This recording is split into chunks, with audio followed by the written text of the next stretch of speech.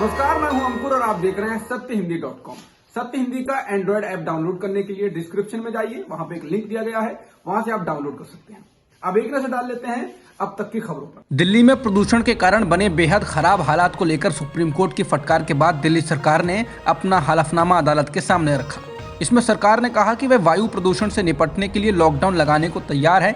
दिल्ली सरकार ने हलफनामे में सुप्रीम कोर्ट से ये भी कहा कि लॉकडाउन का सीमित असर होगा, इस तरह के प्रतिबंध दिल्ली के आसपास के शहरों यानी एनसीआर में भी लगाए जाने की जरूरत है। बता दें कि दिल्ली एनसीआर में दिवाली के बाद प्रदूषण बढ़ गया है। दिवाली पर जमकर पटाखे फोड़े गए, जबकि इस पर रोक लगाई गई थी। सुप्रीम कोर्ट ने केंद्र सरकार को निर्देश दिया है कि वह 24 घंटे के भीतर पंजाब, दिल्ली और उत्तर प्रदेश के अफसरों की बैठक बुलाए और प्रदूषण को रोकने के लिए उठाए जाने वाले कदम और उन पर अमल के लिए योजना तैयार करे। अदालत ने कहा कि मामले में अगली सुनवाई बुधवार को होगी। प्रदूषण को लेकर सुप्रीम कोर्ट में दाखिल किए गए दिल्ली सरकार के हलफनामे पर सुप्रीम कोर्ट ने सरकार को फटकार लगाई। हलफनामे को लेकर शीर्ष अदालत ने कहा कि यह तो किसानों को कोसने के बारे में है। सुप्रीम कोर्ट ने कहा कि कैसे प्रदूषण के लिए पूरी तरह से जिम्मेदार आम आदमी पार्टी की सरकार को आगाह करते हुए सुप्रीम कोर्ट ने यह भी कहा कि आप अपनी जिम्मेदारी नगर आयुक्त पर डाल रहे हैं। सुप्रीम कोर्ट में जस्टिस सूर्यकांत ने दिल्ली सरकार से कहा कि इस तरह का रवैया उनको ऑडिट का ऑर्डर देने को मजबूर कर देगा, जिसमें देखा जाएगा कि कितना पैसा कहां खर्च हुआ, देखा जाएगा कि कितना पैसा विज्ञापनों पर भी खर्च किया जाता है। हमें ऐसा करने को मजबूर ना करें। इसके साथ ही कोर्ट ने अब केंद्र सरकार और राज्य को एक रिपोर्ट तैयार करने को कहा, जिसमें यह बताने को कहा गया है कि किन उद्योगों को रोका जा सकता है, किन वाहनों को चलने से रोका जा सकता है और किन बिजली संयंत्रों को रोका जा सकता है। त्रिपुरा के सत्तारूढ़ बीजेपी विधायक सुदीप रॉय बर्मन ने ही अब त्रिपुरा पुलिस पर सवाल खड़े किए हैं। उन्होंने कहा कि त्रिपुरा के लोग राज्य पुलिस में विश्वास खो रहे हैं। राज्य के डीजीपी को लिखे खत में बीजेपी विधायक बर्मन का ये बयान बीजेपी सहित बाकी दलों के नेताओं पर कथित हमलों की श्रृंखला के मद्देनजर आया, जो कि 25 नवंबर को होने वाले शहरी स्थानीय निकायों के चुनाव से पहले राज्य के विभिन्न हिस्सों में रिपोर्ट किए गए हैं। बीजेपी विधायक ने 12 नवंबर को लिखे पत्र में डीजीपी से 6 अगरतला विधानसभा क्षेत्र के 8 वार्डों को सबसे कमजोर और अति संवेदनशील घोषित करने का आग्रह किया।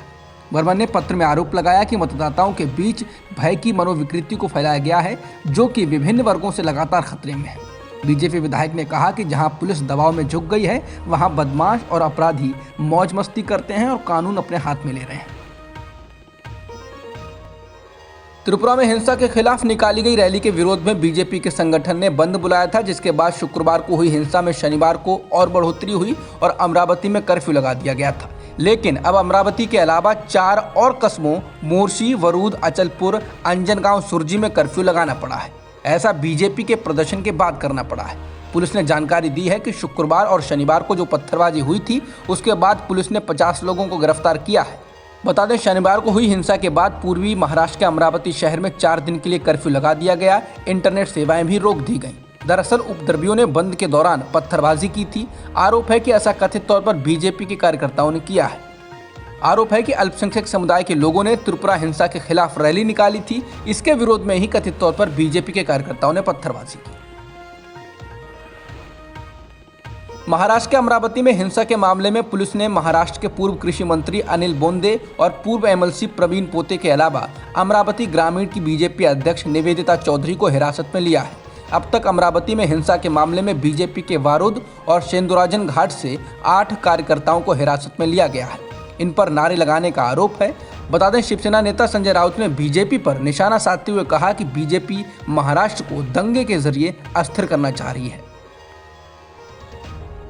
त्रिपुरा में हिंसा को कवर करने के लिए गई 2 महिला पत्रकारों को त्रिपुरा पुलिस ने रविवार को हिरासत में ले लिया। दोनों पत्रकारों ने मीडिया को बताया कि एयरपोर्ट को जाते वक्त रास्ते में असम पुलिस ने उन्हें हिरासत में लिया। थाने में 3.5 घंटे के बाद त्रिपुरा से एस्कॉर्ट टीम आई। उन्होंने हमें आदेश की एक प्रति भी नहीं दिखाई और त्रिपुरा चलने को कहा। बता दें, समृद्धि और स्वर्णा झा नाम की इन 2 पत्रकारों को विश्व हिंदू परिषद द्वारा दायर की गई शिकायत के आधार पर हिरासत में लिया गया, ऐसा कहा जा रहा है। उन पर आरोप लगाया गया कि उन्होंने रिपोर्टिंग के जरिए त्रिपुरा की छवि को खराब किया। वहीं एडिटर्स गिल्ड ऑफ इंडिया ने इस गिरफ्तारी की निंदा करते हुए कहा है कि उनकी तत्काल रिहाई की जाए। गिल्ड ने यात्रा करने की स्वतंत्रता की बहाली करने की भी मांग की। कंगना रनौत के आज़ादी 2014 में मिली वाले विवादित बयान पर एआईएमआईएम प्रमुख असदुद्दीन ओवैसी ने कहा कि एक मोहतरमा ने कहा कि देश को आज़ादी 2014 में मिली। अगर ये बात गलती से कोई मुसलमान कह देता तो जेल में डाल दिया जाता या एनकाउंटर कर देते और कहते कि तूने गद्दारी की है। मगर वो रानी हैं और आप महाराजा हैं, आप कुछ नहीं करते हैं। क्यों उस मोहतरमा के खिलाफ कोई कार्रवाई नहीं हुई? ओवैसी ने कहा कि क्या देशद्रोह का कानून केवल मुसलमानों के लिए ही है? उत्तर प्रदेश विधानसभा चुनाव में बीजेपी दलितों को भी अपनी ओर करने के लिए तैयारियां शुरू कर चुकी है। उत्तर प्रदेश के बीजेपी प्रमुख स्वतंत्र देव सिंह ने पार्टी कार्यकर्ताओं से, जो ज्यादातर अन्य पिछड़ा वर्ग और उच्च जातियों से संबंधित हैं, उनसे कहा कि वो दलितों के साथ समय बिताएं और उन्हें ये समझाएं कि वोट राष्ट्रवाद के आधार पर डालें, न कि पैसा, क्षेत्र या जाति के आधार पर। स्वतंत्र देव सिंह ने कार्यकर्ताओं से कहा कि वो अपने इलाके में 100 दलितों के घरों में जाएं और वहां जाकर चाय पिएं और उन्हें राज्य में आगामी विधानसभा चुनाव में भाजपा को वोट देने के लिए मनाएं। ऐसे समय पर जब केंद्र सरकार पर सीबीआई और ईडी के दुरुपयोग के आरोप लग रहे हैं, नरेंद्र मोदी सरकार ने इन दोनों एजेंसियों के निदेशकों का कार्यकाल 5 साल तक के लिए बढ़ाने का फैसला किया है। सरकार ने एक अध्यादेश जारी किया है जिसमें कहा गया है कि सीबीआई और ईडी के निदेशकों के कार्यकाल को 5 साल तक के लिए बढ़ाया जा सकता है। अध्यादेश के अनुसार 2 साल का कार्यकाल पूरा होने के बाद इन शीर्ष एजेंसियों के प्रमुखों के कार्यकाल को 1 साल के लिए 3 साल बढ़ाया जा सकता है।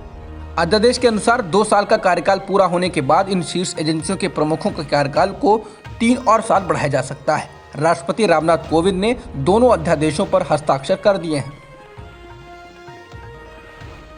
ईडी सीबीआई के निदेशकों के कार्यकाल 5 साल तक बढ़ाए जाने को लेकर कांग्रेस नेता रणदीप सुरजेवाला ने सरकार को निशाने पर लिया। उन्होंने कहा कि मोदी सरकार सत्ता हथियाने और निर्वाचित सरकारों को अस्थिर करने के लिए ईडी सीबीआई को गुर्गे के रूप में इस्तेमाल करती है। विपक्षी नेताओं पर ईडी सीबीआई की छापेमारी आम बात हो गई है और अब इन गुर्गों को और सशक्त बनाया जा रहा है और 5 साल के कार्यकाल के साथ उन्हें पुरस्कृत किया जा रहा है ताकि असंतोषजनक आवाजों को चुप कराने के लिए दुर्भावनापूर्ण अभियोजन का इस्तेमाल किया जा सके। अब तक की खबरों में इतना ही। बाकी खबरों के लिए बने रहिए सत्यहिंदी.com के साथ।